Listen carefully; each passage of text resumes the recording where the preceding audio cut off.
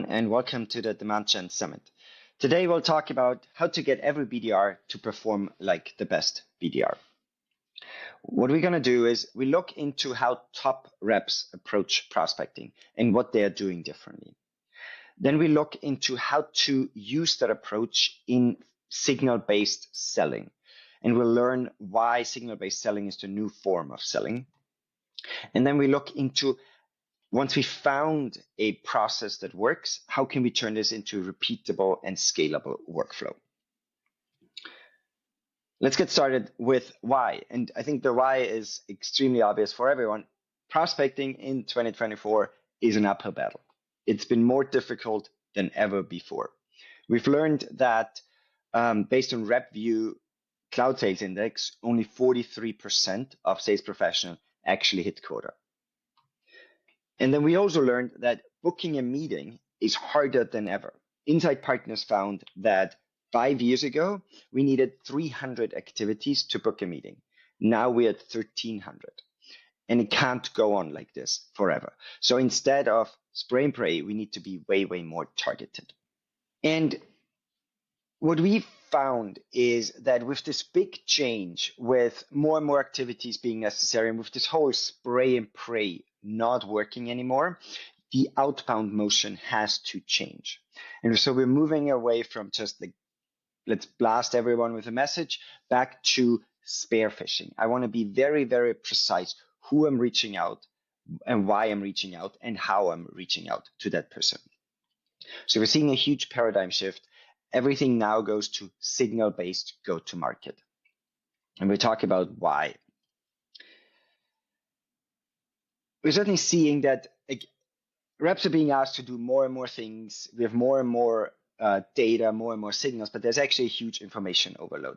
What we need to figure out is what signals matter and how can we turn this into a process that makes it easy for us to action them consistently. And okay, why is signal-based prospecting the new way to do outbound? Because in the past, we were a lot focused on who we're reaching out to. It was really the only thing we reached out to people based on their title. But what we need to do in reality is we need to combine the right person at the right time with the right message. I'm seeing it in my case when I'm receiving a ton of outbound messages. And if I look into how am I evaluating these messages, the first thing is I'm looking at, do I recognize the brand? What is this company doing? The second piece is I'm looking into, okay, why did this person reach out to me in particular? Is this a need that I'm having? Is the messaging personalized? And then the third piece is like, really, is it one of the top 3 priorities that I'm having? If it fixes the issues or the problems I'm facing right now, then I'm responding to the message. And that's really what we are addressing here. We want to look into, are we contacting the right people at the right time when they're having the problem? And are we sending the right message? Is there a compelling reason? And so, which means we come back to the 3 things we want to do. We want to prioritize who we reach out to. We don't want to reach out to everyone. We want to reach out to the person that has the need right now. And then we want to make sure that we stick out. We want to make sure we address their needs. We want to make sure the person realizes that this is a personalized message because it increases response rate by quite a bit. And then we want to make sure that ultimately what works, we want to turn it into a process to make sure we can continue doing the same thing. And if we look at now, like what are the top reps doing differently? Then it sticks out that the first thing is they start with the prioritization. They're not reaching out to anyone. They look into what are the companies, what are the prospects that are most likely convert. Once again, this comes down to what is the company doing? I'm very, very precise in, is there a high likelihood that this company has a need for my product? The second piece is then not only on the account level, but also on the prospect level. Is this person facing the pain that I am solving? And so we want to make sure that we create really good lists in terms of who we are targeting. And then once we reach out, we want to address the pain. We want to address why we're particularly reaching out to them. And then we all know that, I mean, we saw it in the slide before, we need more and more activities. So we want to make sure that once we know who we are reaching out to and we tailor our outreach, that we also have a specific set of actions. And that means it's not enough anymore to just send one message or to use one channel to reach a person. We have an attention span of like 2 seconds. And these 2 seconds need to add up to something where I recognize the brand. So what we need to do is we need to have different channels, different types of messages. We need to combine outreach with calls, with LinkedIn touches, with advertising to make sure that our prospect knows what we're talking about and why we're reaching out to them right now. And so we want to talk about how the very best reps always narrow their focus to improve performance. And here's a very good framework from John Miller. If you're not familiar with him, CMO at Demandbase, he's the CEO of Marketo. So he knows a whole lot about the industry. And the FIRE framework helps reps, helps salespeople figure out who should I be reaching out to, who has the highest likelihood to get in touch or to respond to my message. And so when we're talking about FIRE, we talk about fit. So once again, we look into, is this account the right account for me? Do they have a need for my solution? Then we look into intent. And once again, the intent is a good way to figure out not only do they potentially have a need for my solution, but do they have a need right now? We all know the statistics of at any given time, only 5% are really in a phase where they evaluate whether they need a new tool or not. And so intent means, did they visit my websites? Have they researched my product? Are they reading my material? And then we go into relationships, because it's not only about figuring out who could have a need for my product, but it's also about how do I get in touch with someone. And the very best way to get in touch with a fit account that has intent is through relationships. So we want to look into what's my history with the company, what's my history with the individual people. And that could mean that I already was in touch in the past, maybe a close lost, but it could also mean that maybe this is in that account someone that has used my product previously at their recent company. And then we talk about engagement. So how much time are they spending with either on my website, with my material, or with my reps? And really what this helps us is make sure we spend our time at the accounts that are most valuable to us. So I want to make sure that everything that I do has a high likelihood of conversion. And that framework helps us identify those accounts and those people. And here we will talk a lot about the relationships. Because what this tells us is not only who to reach out to, we always had the who, but also the why. And the why is really powerful because it also tells us it can help us personalize the message. It can also help us make sure to verify, is this actually a good fit account? So when we talk about people signals, we talk a lot about 3 different types. The first one is past relationships. What this means is I already have buyers, I have users, or maybe I have people that evaluated my product at their previous company. They loved it, they used it, they moved to a new organization. Now that they're there, they can be a buyer again, or they can be an influencer at their new company. They can help me navigate. So we have found that especially reaching out to people that already use the product has a 3x opportunity rate. In addition, it also helps me speed up my opportunities quite a bit. Like we know that opportunities where past champions join have a more than double the win rate. They have also higher ACV and they close faster. So everything that we care about.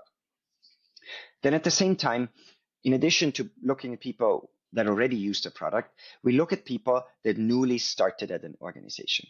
We all know people are hired for a reason. If this is a new C-level executive or a VP, they are hired and they need to, they have usually big goals that they need to hit. So we know that they immediately get started. Typically what we see is that in the first month, they listen. They want to learn what's going on in my organization, what's going well, what's not going well, what should be going well, which tools do I need. In the second month, they start thinking about the initiatives that they want to drive. And then the third month, they start buying. And we found that new executives spend 70% of their budget in the first 100 days. So we want to make sure that whenever a new person starts, we are part of this conversation. We're top of mind as they evaluate their needs. And then the last thing is customer referrals. Once again, if there's any way where I can have a warm relationship into an organization, then it helps me have a higher response rate, have a higher opportunity rate, and absolutely a higher win rate. So we're seeing a lot with customer referrals as well. So what this means is I work with my very best customers and on where they can make introduction. And these introductions could be, for example, to their past company, or it could just be to other industry professionals that they know, and they can already vouch for my product.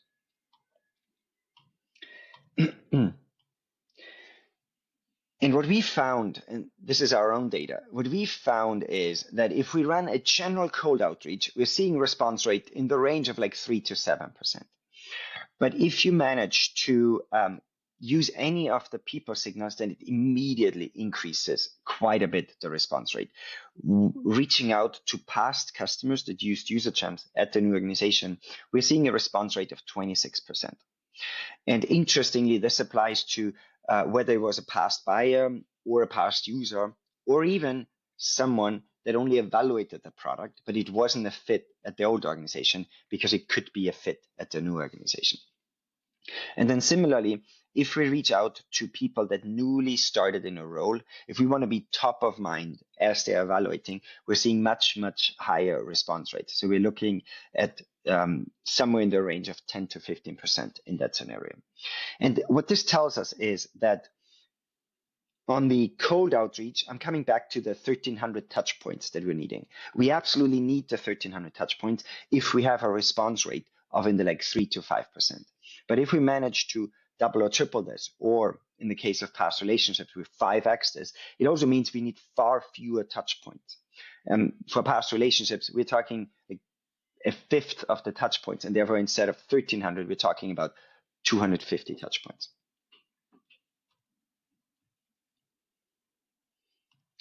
But the question is always, how does this scale? Because as a sales rep, we are already asked to do a million different things. And mostly we're just overwhelmed with all the things that we have to do.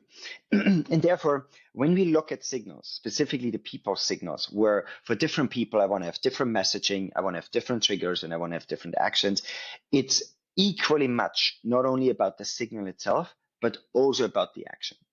A signal that doesn't get any action is worthless. So we always think about the signal tells me when to reach out and why. And the action is then the playbook that's based on the signal. And only a really good orchestration between both of these leads to sustainable revenue. And talking a little bit about the signals and the action that follow, because there are a whole lot of different scenarios. Most important, the strongest signal is if a past customer joins a target account. So in this case, we tracked everyone that's a closed won opportunity contact, or a power user, or an administrator. We notice that they changed their job. As soon as they do, we create a workflow that generates the new record in CRM. So I want to make sure the old record gets flagged as no longer there. And then I want to create a new record in my Salesforce. And if they join a target account, then I immediately want to notify the BDR with a Slack or an email notification. And then at the same time, I want to make sure that some type of action happens. So we can either make sure that based on a notification, the BDR puts them into a sequence, but we suggest going further and saying, if this is a good job change, if this person joins an account that I'm interested in, then let's automatically put them into a sequence. The sequence can be manual, so I want to include personalization into the sequence, but I want to make sure that if a strong signal happens, there will be an action as well.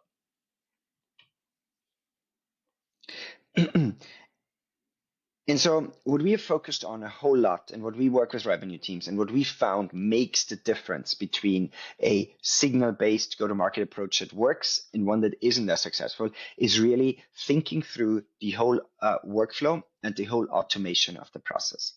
And so for every single signal that happens, it's about optimizing the next few steps. And that's exactly what we are seeing here. So in this case, we suggest a workflow that ultimately matches what your organization needs. But the idea is we have someone that joins a new company. We match ICP and title. Very important. If they're the right ICP, I want to do something. If that's not a company I'm interested in, then it's equally important also that I'm not wasting too much time here. At the same time, we often match the title to make sure, is this a persona matching? Is this person a potential buyer or not? And we obviously want to reach out if this is a potential buyer, but there's also a whole lot of value if I reach out to someone that might not be a buyer, but they've been a user in the past, because that person can help me navigate the organization, who's important, who makes decisions, and they can influence the decision maker. So once we know whether it matches ICP and title, oftentimes they're flagged as MQL to be part of the process that the organization already has, and then making sure we notify the right person, and then ultimately adding them into the right sequence or cadence. Once again, we want to automatically put them into the sequence to make sure an action happens, but then the first step can be manual. We also have customers where the first step is automatic, and then it's like magic. I don't have to do anything, and meetings are getting booked automatically. But oftentimes, we want to make sure there's a good personalization in the mix. And once again, what this means is we go back to what are the best BDRs doing. And time again, it means they're very, very focused. They know if something happens, if this is an important signal, then I want to action it. And with this flow, we make sure that every BDR can follow in the footsteps of these very best BDRs and become the very best BDR.